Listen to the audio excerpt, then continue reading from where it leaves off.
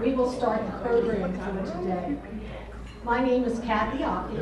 I am the Director of Visibility and Resource Development for both the Margaret E. Mao Home and the Margaret E. Mao Foundation. I would like to welcome you all today. We have a very big crowd and a beautiful place. Thank you, Spirit Trust, and thank you, Jennifer Brillhart, who provided the location. Very beautiful place. Before we get started, I do have Victoria Connor, who would like to discuss our mentoring program that we have through Leave a Legacy.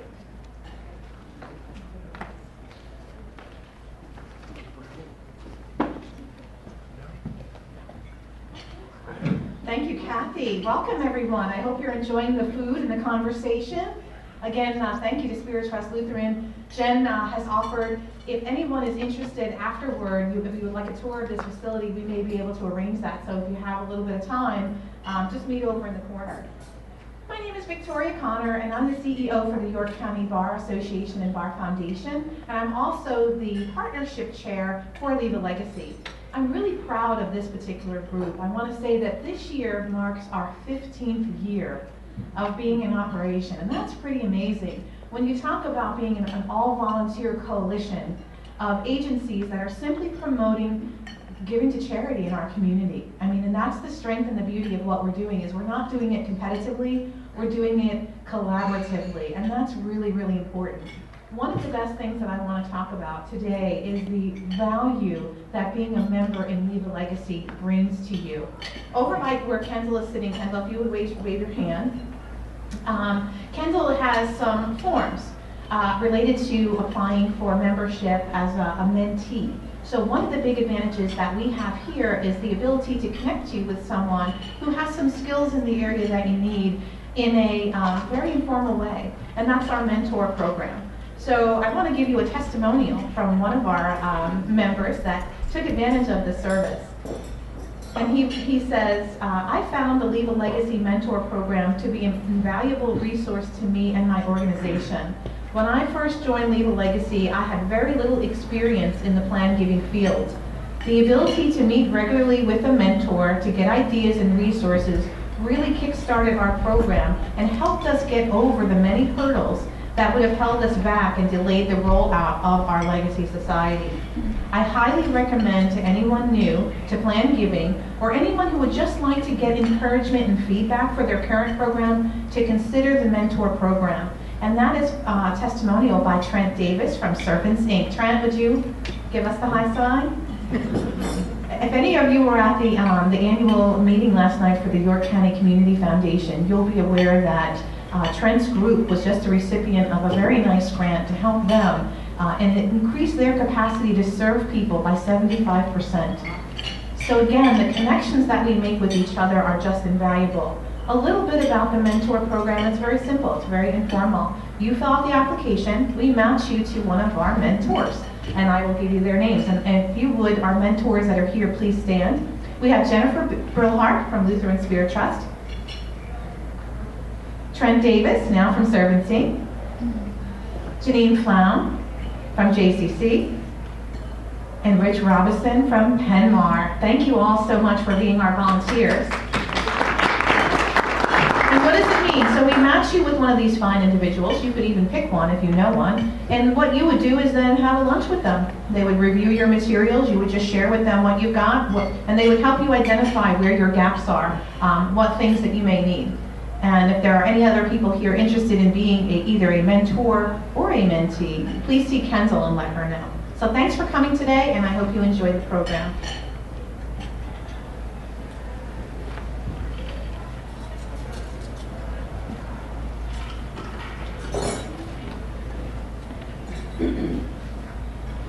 I would like everybody to also know that we do have brochures for Leave a Legacy, as well as partnership books, which Kendall has right up there. If you have not picked them up for your organization, please speak to Kendall. We can give you a supply of 10 or 15 or even 20, whichever amount you feel you would need.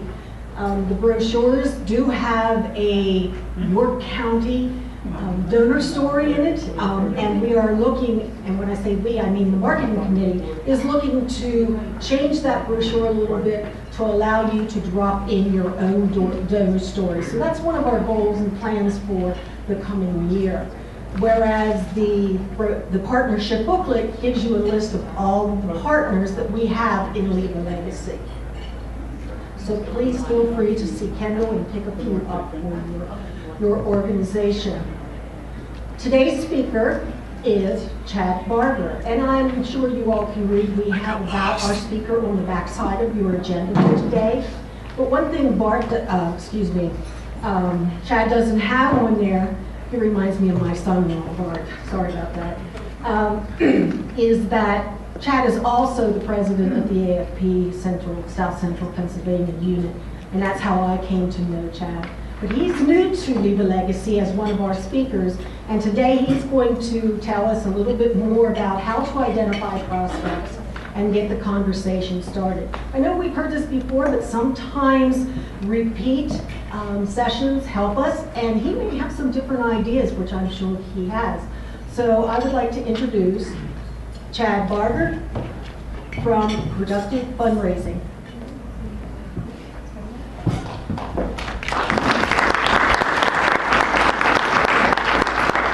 Thank you, Kathy. Thank you, everybody, for coming out this afternoon.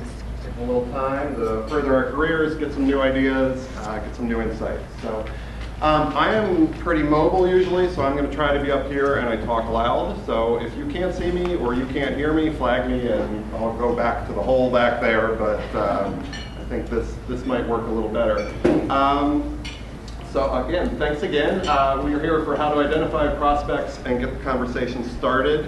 We start with a little roadmap of where we're going today and what we're going to do. So I have about 45 minutes or so of content. That leaves a good 15 minutes for questions. So please feel free as we go along. If something pops in your head, we can stop in the middle, do questions. There'll also be time at the end. If we can be interactive, if we can share things that we do in areas, that's always great. I think there's a lot more to be learned in the room rather than just what's up here, but all the other heads around the room. Should we get done early, I am always prepared and have a bonus round of content, so we can do that. At the end of the presentation, I will share a link where you can download the presentation with the notes pages. So you don't need to furiously copy everything. You will have full access to this as a free download. I always say just scribble, the 3 to 5 things that you get that you really want to remember that you want to do when you get back to the office. So, and that is my goal. 3 to 5 things for everybody that's new that you can put in place. A lot of what we're doing today is kind of the standard process, probably a lot you may already have in place if you have an established development or planned giving program. But there's always a few little gems from, we each do things a little differently. So I hope you can harvest a few of those and take them back to your work. So before we get going, it's helpful to me if we can just get a sense of who's in the room. So just by a show of hands, who do we have like paid fundraisers, development team members? Okay, that's most of us. Executive directors of nonprofits, a few more, maybe lawyers or financial professionals. Okay, any just volunteers, people that just thought it sounded like a fun day and decided to show up.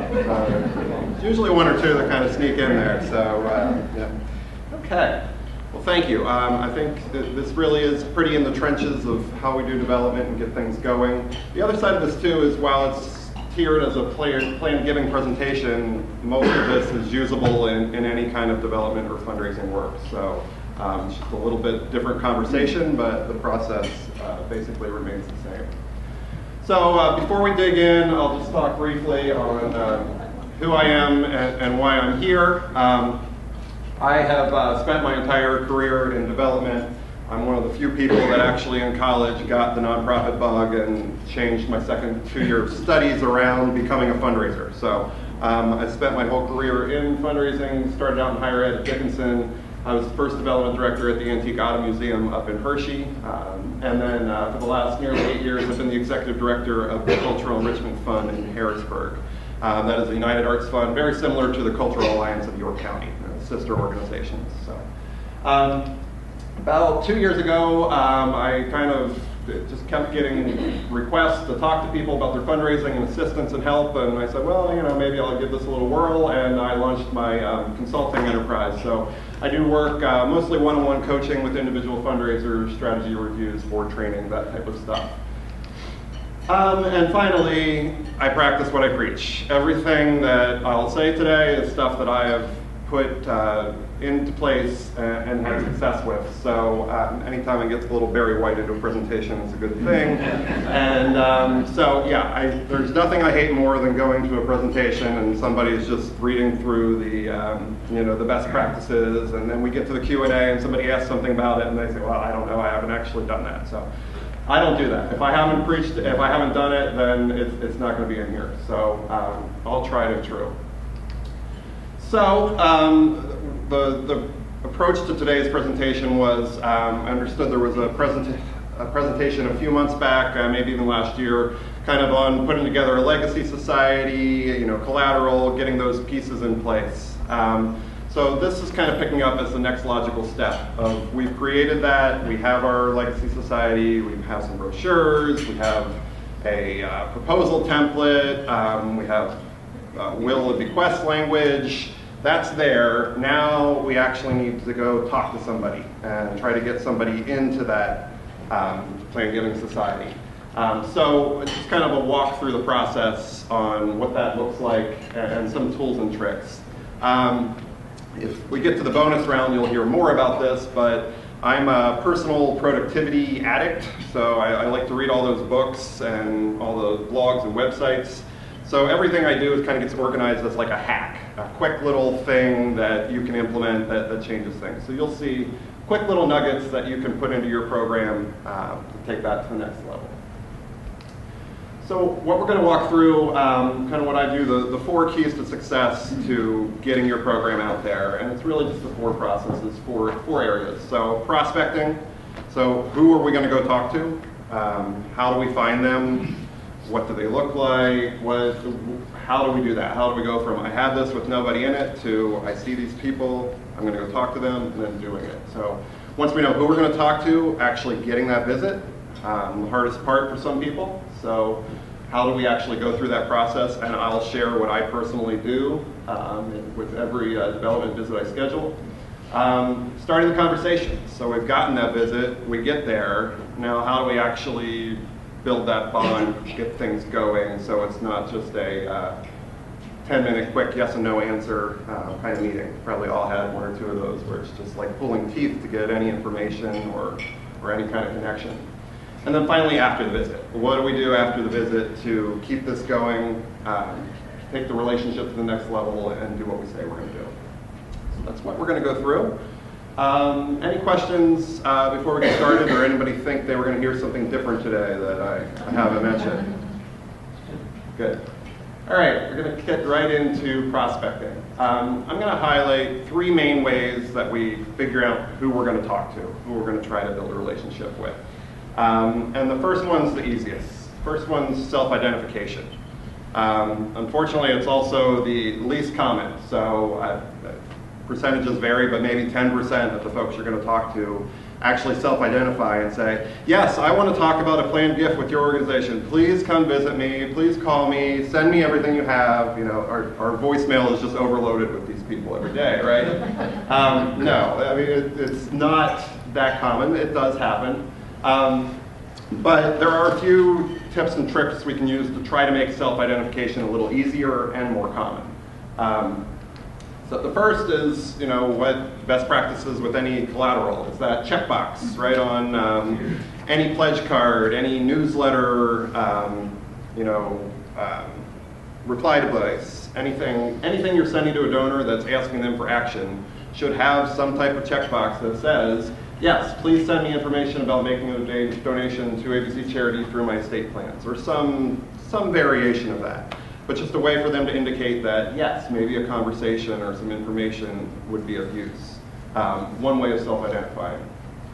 The one I really love is the PS message. So in best practices in appeal writing, we know that the PS message is one of the top things that donors actually read. You know, you draft this glorious 2-page letter talking about the mission of the organization and the impact, and what do they read? They read their name, because everybody likes to see their name. They read anything you bolded or underlined or italiced or bumped in, and then they read the PS. And they might look at who it actually came from.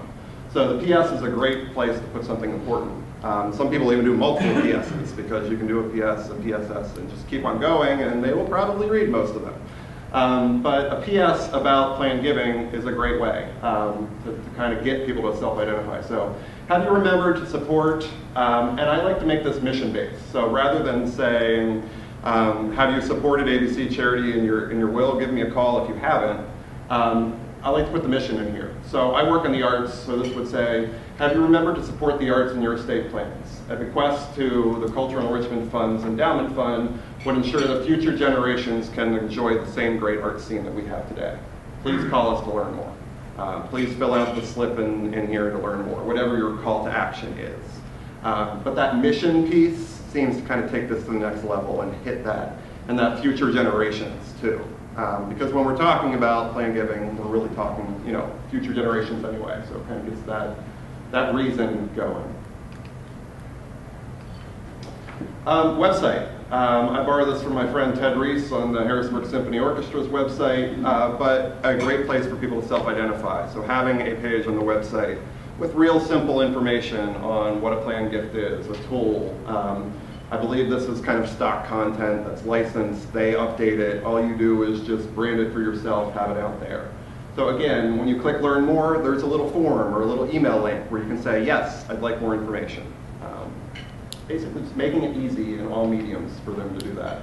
And then this finally is what we're usually advertising, our seminar, our planned giving seminar or information session, where we're going to have people come out, hear from a notable speaker on the options, various ways they can save on taxes, you know, all these kinds of things. So getting people to sign up for that, those actions, and then the follow-up. So some of the tools you can use to get people to self-identify. But like I said, not so common. So where does it usually come from? From your database. So from people you already know. But we have this sea of a database of, you know, hundreds, thousands of names. So what are we looking for in there to say this might be who I want to target for a planned giving conversation? So this comes from a company called Donor Search, and it is top factors for identifying a good planned giving prospect. And I like their list because they break it out into donor nonprofit connections and statistical information, and there's just 4 of each of them. So it's a little more approachable than the huge list of potential ideas and where do we go from there. So I'll highlight all of them briefly and just talk a little bit about, you know, what we want to see in our current donors that might take us, might show that that conversation is ready to take place. Frequent past donations. So I think we've probably heard before that it's not necessarily large donations as it is the frequency and the ongoing nature. So somebody that gives, you know, $100, $500 a year for 20, 30 years is probably a prime planned giving prospect as they age. And especially if those gradually increase. So, you know, they used to be 100, then they were 200, then they're 5, then, you know, 1,000 later on. That just ongoing commitment really builds because that shows they want to leave a legacy. They want that to continue once they're no longer here. So, volunteerism. So especially if it's in multiple capacities. So they were on the board and then they got engaged in a program activity. They're on an advisory committee and then they also joined on a gala committee. They show up and play the piano in the lobby all the time. All these things, anytime that they self-select that they want to be more engaged, more involved, shows that could be a good conversation. The great one is if it's a donor you've met with before on a major gift, on another project, or even a volunteer, and they've expressed a desire that they want to make a major gift, but they just can't do it now. So it shows that desire is already there, and planned giving could be the tool to allow them to make that major gift either now or later on. And finally, former service recipients usually are pretty approachable. So at a hospital, grateful patients, at a school, scholarship recipients, these kind of folks, they have that built-in connection. You're looking for something relational, deeper than just a transaction. I gave $1,000 because my buddy asked me to do so, and he did it for my thing. That's not going to lead to a plan giving conversation. You want somebody that has shown a deeper connection with the organization. And the statistical are your pretty stereotypical ones, but certainly age. You know, as folks get older, they think more about this. And the real key there is they're more likely to have a will. You know, having a plan giving conversation with somebody that doesn't have a will is a difficult thing because they first need to do that and take care of that. So you're kind of educating that way too before they even get there. So having the will in place, you know, 50 plus, even children happens a lot earlier. Marital status, you know, it's sad to say, but single, widowed, certainly it's easier plan giving conversation because there's not a spousal beneficiary to have to worry about in the estate plans. And the same with children. No children or ones that are, you know, well grown, well off, that they're not really worried about supporting through the estate plans. And then property ownership, especially knowing real estate, high value real estate that's paid off, appreciated securities, any of the tools that we can use for plan giving instruments, knowing that. So this is what we're looking for, but this is only good if we have this data. So the real key is you need to be able to record everything and be able to get it out of there. So have a way to record everything in your database, in your system, and then I say become a query master. Because if you put it in, if you can't get it out, don't even bother putting it in, you know. Data in, data out, it's only as good as both ways go. So, you know, recording everything, the past donations is easy. Volunteerism, you know, having groups, having flags for certain things. Donor, you know, meetings from donor, notes from donor meetings to show some of these things. Former service recipients, that can easily be coded. Age fields, marital status, children, you know. Those fields are there, we just tend to ignore them or not really quite get to them. But if they're populated and we do those contact reports and things, I say I do what I preach, but I will confess that contact reports are one area that I am horrible. I'm in an incredibly small shop and I'm really the only one doing the fundraising, so I'm tempting to say, well, who am I writing to? Nobody else is going to read this, it's in my head, but you know, what happens if I'm hit by a bus? And you know, the organization going forward, and I can't query for a lot of this stuff because it's in here rather than there, and I'm relying on my brain to come up and say I should go talk to this person and letting my database tell me. So get it in there and become the query master. Chad, Yeah. can I ask what databases or databases people use? Sure. I use Bloomerang, but they're all, you know, anymore, I think donor databases have evolved to the point where they all have this pretty basic functionality that lets you get data in, get data out. It's just they all have their specialties and twists and kinks and those kind of things. Anybody have one they especially love? You would preach and recommend to anybody? See, that's the other side too. Nobody is happy with their donor database. There's something wrong with every single one. So you're always picking the kind of the lesser of evils and things. The last area I want to talk about is from existing donors. So having your current donors, perhaps your current plan giving donors and prospects say, you know, this is something that my friend Joe could really benefit from knowing more about. Or Sally supports your organization, I think this could be of interest. Getting to the point where you get that information. How many have board members or volunteers that are routinely calling them and giving them names to say, you know, go talk to this person? Yeah, doesn't happen a lot. How many have walked into a board meeting with a nice worksheet prepared? It says donor identification exercise. It has 5 numbers down the left side, 1, 2, 3, 4, 5. We pass it out to all the board members and say, we need to talk to more people, get more people on board with our charity. I'd like everybody to give us 5 names of people in your personal or business network that we don't currently have a relationship that you think may be interested. And what happens? I don't know anybody. I don't. We all, you know, we view it as their network would all be great. You know, they think about it and they think they have this unique relationship with us, and it's not there. So I actually wrote a blog post about this not too long ago, and I found that there's kind of two issues that need to be addressed before we get donor referrals that can help that happen. They're still not going to be plentiful, but they'll come somewhat if we can address two things. The first is this thought of they just don't think the way we do about their friends and business associates. We're always sizing things up. They don't really do that. So we need to paint a picture for them. So what I like to do is when you pass that sheet out or you're just asking for names, paint them a picture. So give kind of a mini donor profile. It does not need to be all encompassing. Just zero in on some subset of your donor base.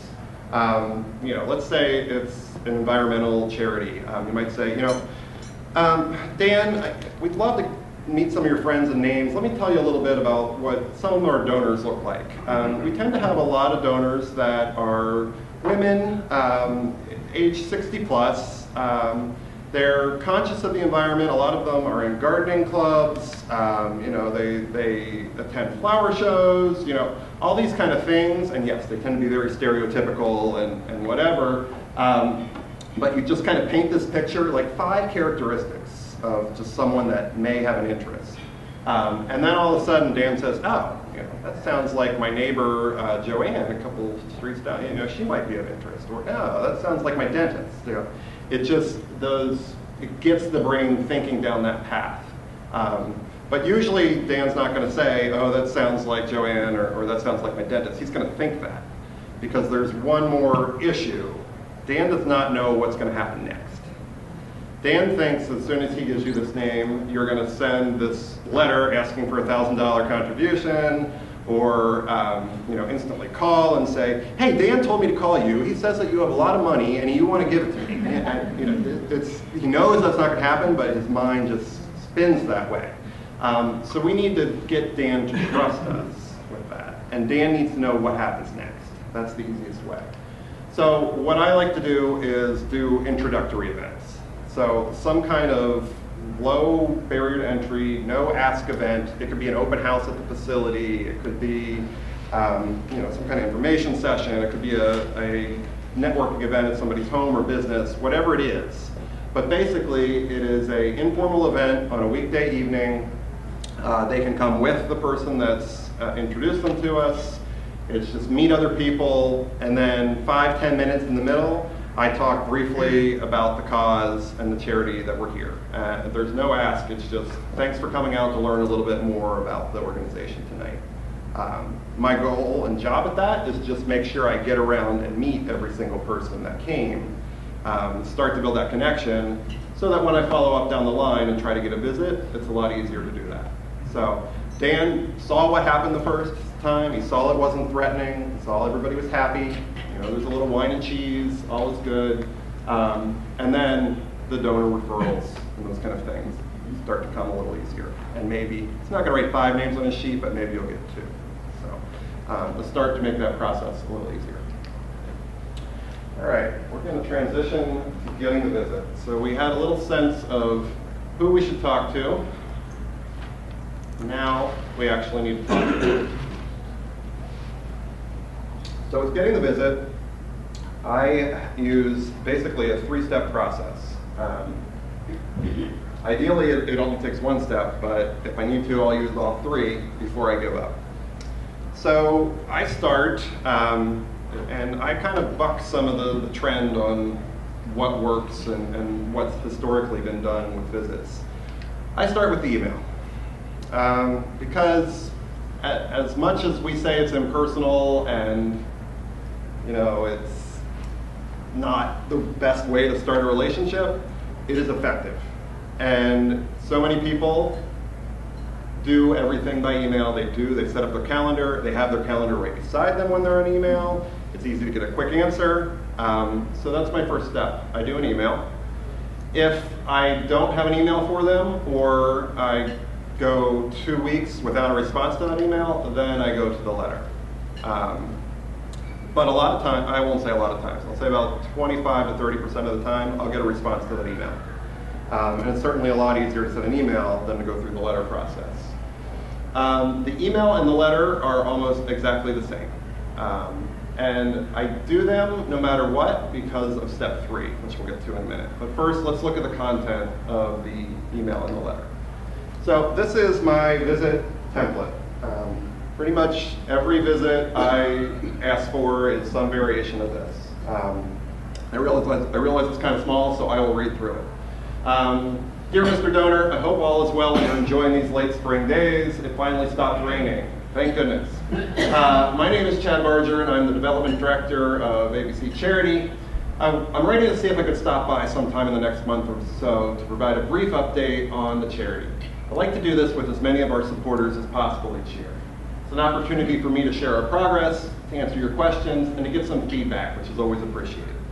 I think 20 minutes would be sufficient. Is there a good day on your calendar? What about the 20th at 2 or the 22nd between 1 and 4?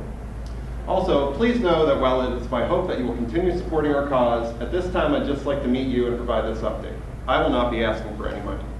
Thank you for taking the time to read this request and have a wonderful day. Sincerely, Chad. This email works surprisingly well. I've tested it, I've tweaked it over the years. Every time I go to a conference and I go to a session like this, somebody's going to have some little gem and I adjust it. The items in color were things that I changed along the way that really boosted the effectiveness. So let me go through each of them. First in the red is brief. So I'm saying it's brief. If you're asking for an hour, nobody's gonna, some will. If they're bored, if they have nothing better to do, you know. But brief, and when you spell out what brief is later, the 20 minutes, people are likely to give you 20 minutes. All right, I can do that. Next, get some feedback. People love to give feedback. They don't always love to give money, they love to give feedback. So when you're saying you're getting feedback, the flip side of this is you actually have to be asking for feedback. We're not duping them by sending this and going in and asking for money. We're getting feedback. Next, the green.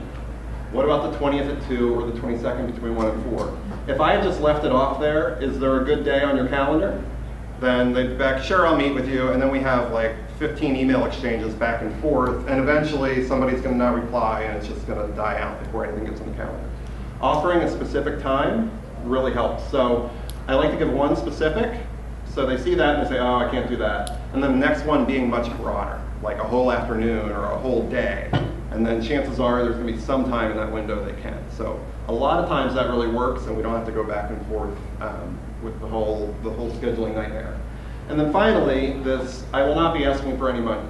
Now I take that off if this is a second visit or something and we actually are going to discuss that, but in an introductory meeting, I'm not going to be asking for a donation right there anyway. I might be exploring interests, we might talk a little bit about options, but there is no ask going on the table. And people respect this. They say, well, all right, it's going to be quick, he's not asking for money, he just wants to do an update and he wants to hear what I have to think. All right, we'll do it. So please grab anything out of here that you think could work for you and just as you can. So we did our email. There we go. Did our email. If we didn't get a response, we sent a letter, or if we didn't have their email address, or they don't have email, we sent the letter. Then we kind of wait another 2 weeks. And by this point, we're hearing back from probably about 50% of people. If we don't hear again, then we pick it up. The thing nobody likes, the telephone. So who likes to call donors and ask for visits? So yeah, it's not bad. But there's fear associated with it. There's fear with some fundraisers. And I found the key to getting over that fear is you need a crutch. And guess what your crutch is? Your correspondence. So you are not calling to schedule a visit or ask a donor for a visit. You are calling to ask if they received your email or your letter. It is your crutch. So, hello, is this Mr. Smith? Yes, Mr. Smith. Hi, Mr. Smith. This is Chad Barger with the Cultural Enrichment Fund. Just calling to follow up on a letter I sent you the other week. We're looking to go out and meet with a couple of our donors to get some feedback on a new program. I wanted to see if you'd have a little bit of time in the next week. So that crutch is there. It's really dumb. It sounds, like we shouldn't need that, but just knowing that, having that in there, makes it a lot easier to pick up the phone. especially like on a rainy Monday, which we've had so many of lately. So that process has worked for me mentally, and I encourage you to pick up some pieces that might work for you. Starting the conversation. So we got our visit. Now we're actually showing up, and we're going to get there and see where this is going to go. See if they are truly a plan giving prospect, or just the database said they might be. So qualifying, discovery, those kind of things. So these are the tools I use to get that conversation started, dig into the point where I can really gauge, is this going to be a worthwhile relationship, or are they a good $500 a year donor, and that's where things are going to be. But first, get yourself in the right mindset. We tend to be people. We like to talk. We like to build connections. A lot of us like to talk about ourselves. We like to talk about our organization. We like to talk about why we're with the organization, why we care so much. We think that's really going to sell it and make them come to us.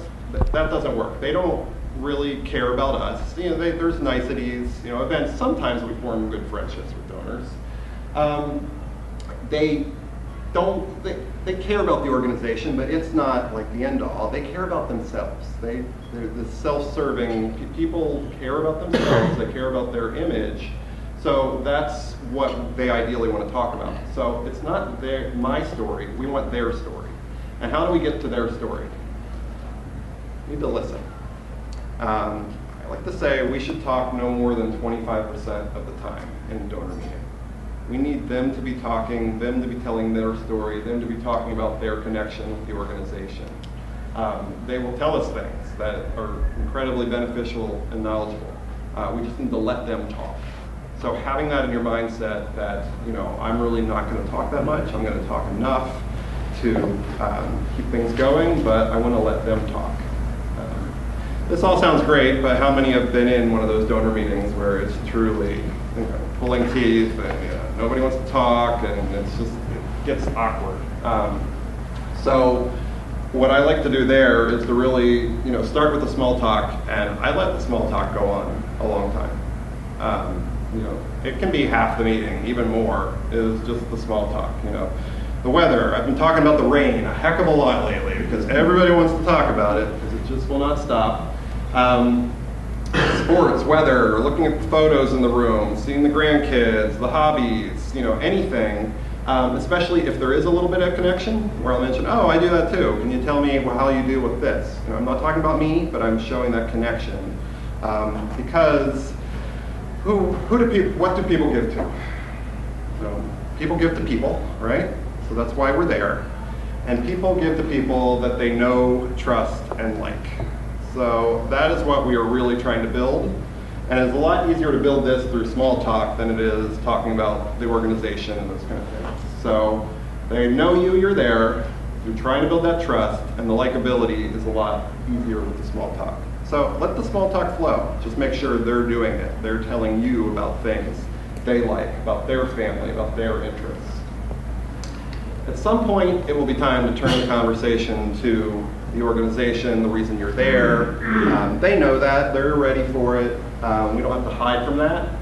But the real key is when we make this transition that we need to use open-ended questions. So not things like, do you think you will continue to support the organization? Yes. All right, well now I need to ask another question. It didn't go anywhere.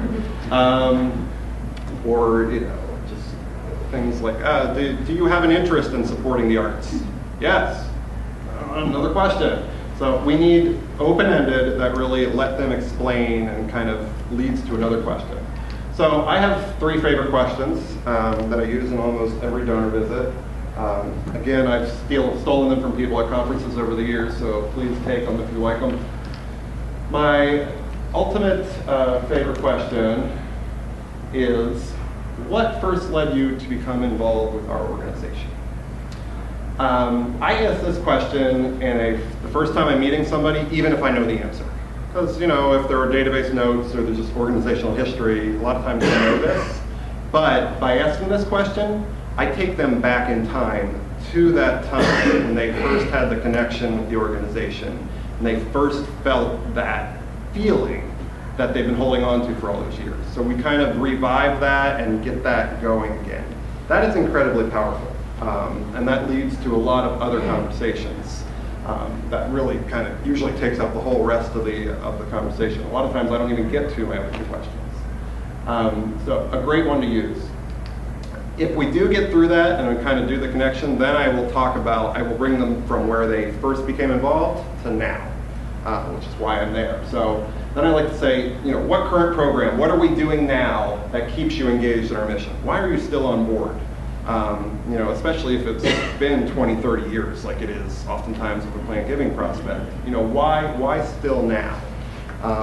And you'll get things like, how this new program launched that they loved, and they'll really zero in and tell you specifically what you should be asking them to support by telling what part of the organization they specifically like.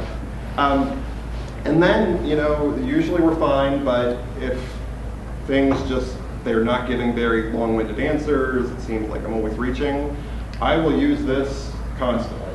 Can you tell me more? Can you tell me more about that? Oh, that's great. I'd love to hear a little more.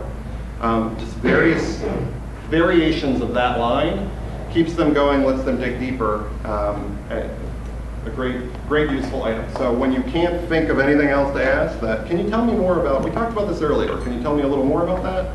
We'll kind of keep that going. So some good questions and tools. The other thing, we did this a little bit with our request for the visit. The old fundraising adage is very true. If you ask for money, you will get advice. If you ask for advice, you will get money. So find ways to structure your visit around that. Specifically asking for advice. When we're close to putting together a new program or a new initiative, when I see that we're about to send something to the printer or really finalize it, I will try to schedule 3 or 4 visits that week with some of my lead donors and just take that draft document with me. Hey, we're just about to do this. Do you think we're on the right track? I just want to get your insight before we finalize this and roll this out to everybody. That is very powerful. They like that. They have a say. You matter. It's not just their pocketbook that matters to you. You care about what they think. We don't get a lot of opportunity to show that to people. So take that opportunity when you get it. And remember, anytime you can ask for advice rather than a gift in a visit, it's probably going to be a lot more successful. A lot of times I'll do that. I'll go, we won't talk about money at all. They'll have a little input. I roll the thing out. They see it. A random check shows up like 2 weeks later. We didn't even talk about gift, but they just appreciated being a part of that. And they know that I'm there to raise money, so they understood that they just like that approach. And this is a good line too, used occasionally on the planned giving front. So, many donors who give us regularly as you have put our organization in their will. What are your thoughts on this? So, again, it's a little softer. We're not saying, I brought some information on giving to us in your will. Here's some language that you might want to, do you think you could do this? That's like quick, give me an answer, this is much softer, but still kind of gets to that same point. And it does this good little trick. Oh, a little lazy. Many and most, great terms to use in fundraising. We have this kind of herd joining mentality. So we like to be part of things. So when we know that many people are doing something, or most people are doing something, we quickly decide, oh, should I be doing that? It makes us take something seriously all of a sudden. So good language to use, even in general donor appeals. After the visit. So, we had our visit, we talked about planned giving, we built a relationship, ready to go forward. What's next? What are some common follow-ups from a planned giving visit? Y'all know? All right. We were getting there. Thank you. I love that was the first answer. So maybe more information. We left it We briefly talked about a will or life insurance policy at the end. He said, yeah, why don't I just send you some more information about that? You can look it over in your own time. So we get back to the office, we actually have to do that. Nothing is worse than going to a visit saying you're going to do something and then not doing it. You're not going to get another one. You've had your opportunity. Maybe it's a little further down the line. We have a proposal or an illustration we need to get together and send. And maybe it's a follow-up call. You're going to call them the next week with some information, something they asked about. You don't have to have all the answers. I think that's the biggest key to plan giving. I know nothing to very little about creps and craps, and I know enough to get myself in trouble. And I just know that I know smart people that I can call and ask questions and then relay that information. I am the middleman conduit. I am not the expert.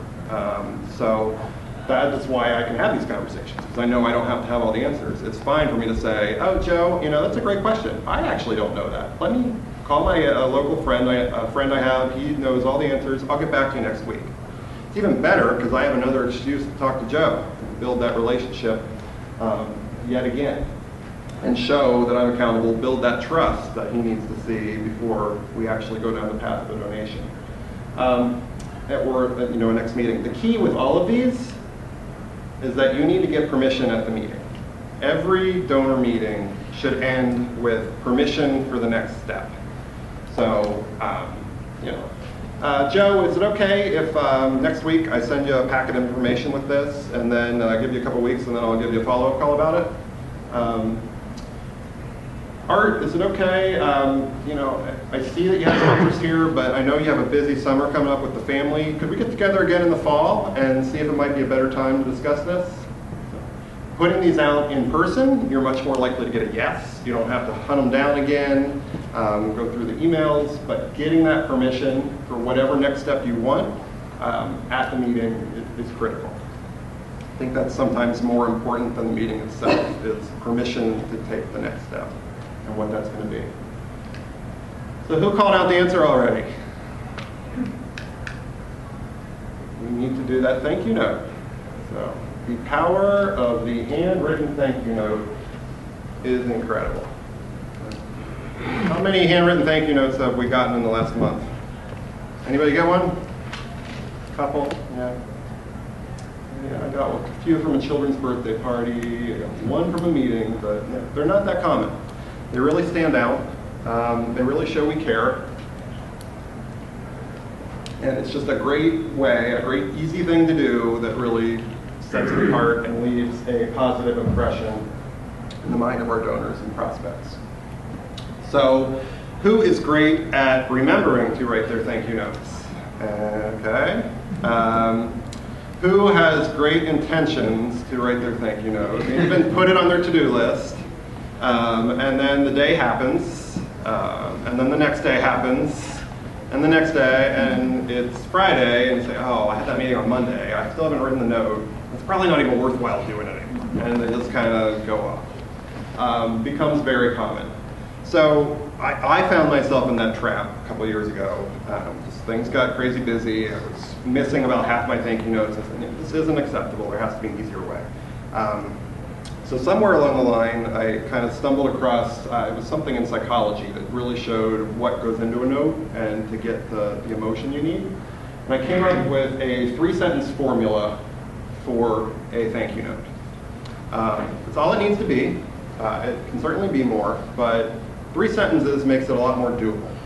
And this is what we found that needs to go in there. So the first sentence is what you saw or what happened. So in this case, it would be, you met with me. The next one is the impact of what you saw on you or the organization. So that impact that's going to have with the organization. The final one is what you appreciate about the person's role in what you saw. Appreciate is the key there. You are showing what you appreciate about that person, and that's what makes it a thank you note rather than a piece of business correspondence. So let's look at an example. Vance, thanks again for taking the time to meet with me this week. I'm confident that by working together, we can both increase our impact on the local art scene. I greatly appreciate your dedication to the cause. Thanks again, Chad. It's simple, it's quick, it does those 3 things, It takes 3 minutes to write, if that sometimes. Sometimes it just flows really good. We can all do that. So that takes the time commitment down, but there's still that process of actually doing it. So the last thing I'll share before we get to Q&A is my process to just put thank you notes on autopilot. So the first step is right here. So this is my bag. It's with me all the time. And in it, right in the top pocket, twisted in my battery cable, is my stack of thank you notes. They are always with me. Anybody notice anything about them? Stamped. They are pre-stamped. They are with their individual envelope. My business card is already inside each envelope. They are ready to go. So I am armed, all times. The other trick, that is there, it's with me. Here's my car. I'm about to go into a donor meeting. So as I'm getting there 5-10 minutes early. I don't want to be late for a donor meeting. I usually hang out in the parking lot. I pre-address the envelope. It's all set to go. I have the note itself opened, and I already have Dear Joe written. The pen is there. I go into the meeting. I come out from the meeting. What's the first thing I see? That's right there. I pick it up. I scroll off my 3 sentences. I put it in, set it right on top of my bag. As I walk into my office or my house, I drop it in the outgoing mail. Write a thank you note never makes it to my to-do list. It's on autopilot. So an easy way to make sure that happens, get that good little boost that comes from there. It's amazing how many, at least a couple times a year, I actually get a donor that calls me and says, I can't believe you sent a thank you note. I haven't received a handwritten note in years. It's just kind of, it's a neat little way to leave a long and positive lasting impression. Okay, so that is our process for identifying donor prospects and getting the conversation started. This website at the top is where the slides are. So productivefundraising.com/resources. Right at the top of the page, it's going to say Leave a Legacy York. Have a link to download the slides with resources, slides with notes. It'll also have links to any of the blog posts I mentioned today. So I did want to mention I do a blog. I post every Tuesday. Easiest way to follow that is to follow me on Twitter, or there's a Facebook page. If you are not a big social media person, I also have a sign up on my webpage for a monthly email digest, which just sends you an email once a month. I promise, no more than once a month. I spam no one. And it just has a listing of the 4 or 5 blog posts from that month. Other thing I wanted to mention is that I just launched a free monthly 30-minute webinar. So once a month, I do a webinar, and in this, it's very interactive and open. So I will present 5 hacks, so 5 quick tips regarding fundraising or productivity, kind of take your fundraising and your work to the next level. That takes about 15 minutes, and then I have 15 minutes of open questions and answers, anything you'd like. So the next one is June 20th at 1:30. So, and again, there's sign up for that on the website. So I'm going to open the floor for questions, sharing, anything related to this or other general information. We can do that and benefit from the knowledge in the room. Jean. You had mentioned the need prior to when we were talking about databases. There are many wealth engine databases out there. What do people use? How do you like them?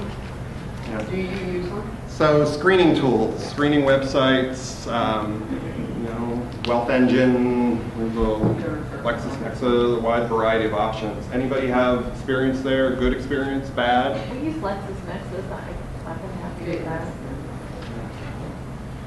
Yeah, I actually don't use a specific tool. There's kind of enough that keeps me up. I do have a research tool that I like to use for more basic information, like just address, email, real estate, and that is called Spokeo. Like Spoke with an O on it, so Spokeo. It's a modest subscription. It's like $15 a quarter or something, and it has lookups when I need specific information on somebody. All public domain. Yeah. I have a question about your visit. When you're arriving to meet someone, maybe for the first time, do you ever bring a trinket or something from your organization as a leave behind?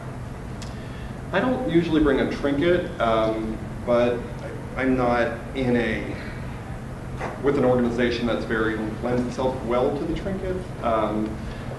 I will always leave something behind. Usually I have a folder with some general information.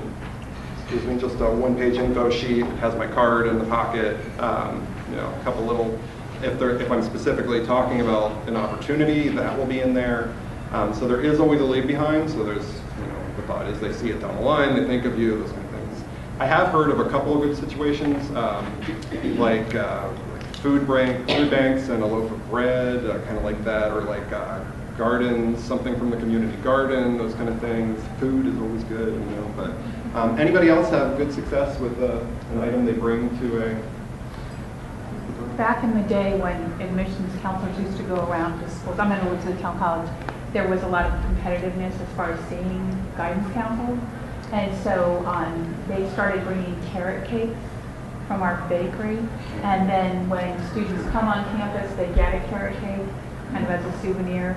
So I like to bring those. They're cheap. They're like $1. And people, it immediately brings them back to when they were there. And is the Backdoor Bakery still there? And so I think that's the key. I keep a supply in my freezer at home. That connection, yeah.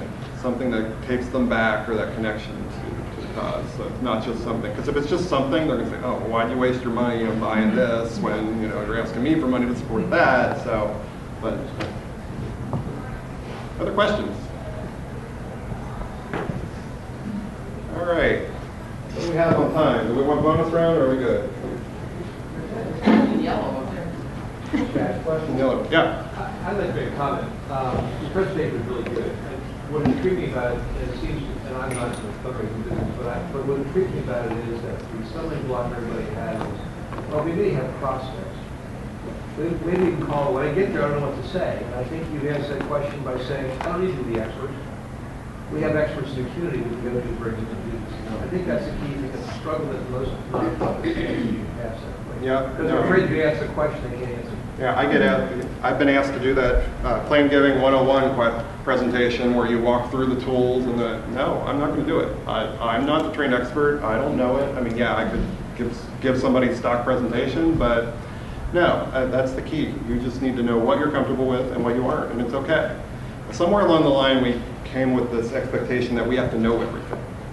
And we have to be prepared for every situation. And that's not true, that's not life. We just have to be able to know where we're at the point and pass it and say, no, let me find out, I'll get back to you. And that really becomes as Victoria said, open meeting, that becomes the best part of legal language, is collaboration with other professionals, professional advisors that you can call them and say, this particular prospect of ours from this organization, ABC Charity, has to appreciate stock or whatever the situation is.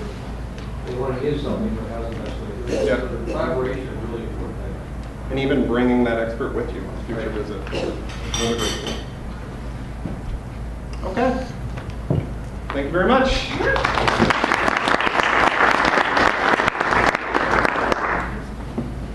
Thank you, Chad.